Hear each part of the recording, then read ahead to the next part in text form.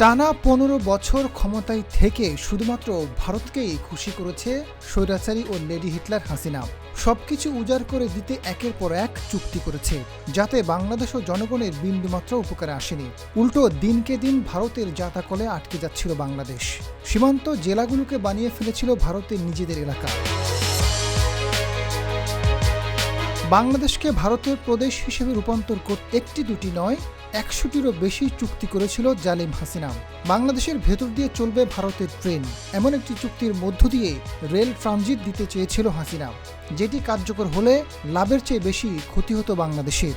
যার মাধ্যমে কলকাতা থেকে আগরতলা পর্যন্ত ১৬০০ কিলোমিটার ১১ ঘন্টায় পাড়ি দেওয়া যেত, বর্তমানে যেখানে সময় লাগছে ৩৬ ঘন্টা।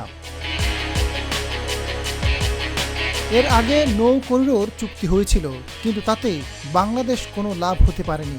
২২ সালে বাংলাদেশকে বিনা মাশুলে ভারতের স্থলবন্দর, বিমানবন্দর ও সমুদ্রবন্দর ব্যবহার করে তৃতীয় কোনো দেশে পণ্য পরিবহনের কথা ছিল। এতে করে ভারতের নির্দিষ্ট স্থলবন্দর ও পথ হয়ে নেপাল ও ভুটানে যেতে পারত, কিন্তু সে সুবিধা এখনও পায়নি বাংলাদেশ।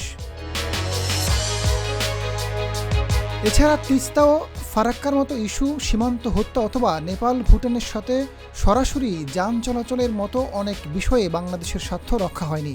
ভারত থেকে বিদ্যুৎ আমদানিতে আদানি গ্রুপকে বাড়তি সুবিধা দেওয়া হয়, এতে বেশি খরচ, ক্যাপাসিটি চার্জের মতো দিকগুলো ছিল দেশের স্বার্থবিরোধী।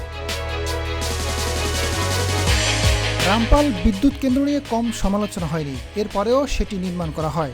রামপাল তাপবিদ্যুৎ কেন্দ্র এখন সুন্দরবনের জন্য বড় হুমকি। নির্মাণের আগেই কয়লা ভিত্তিক বিদ্যুৎ কেন্দ্র থেকে যে ধরনের ক্ষতির আশঙ্কা করা হচ্ছিল, বাস্তবে এখন ধারণার থেকেও বেশি ক্ষতি হচ্ছে। এছাড়া বাংলাদেশকে বিকিয়ে দিতে হাসিনা আরও অনেক চুক্তি করে, যেখানে প্রায় ১০১টির মতো চুক্তি রয়েছে। তবে ছাত্র আন্দোলনে হাসিনা পলায়ন করার পর বেশিরভাগ চুক্তিই অকার্যকর। Azad Faruk, GTV news.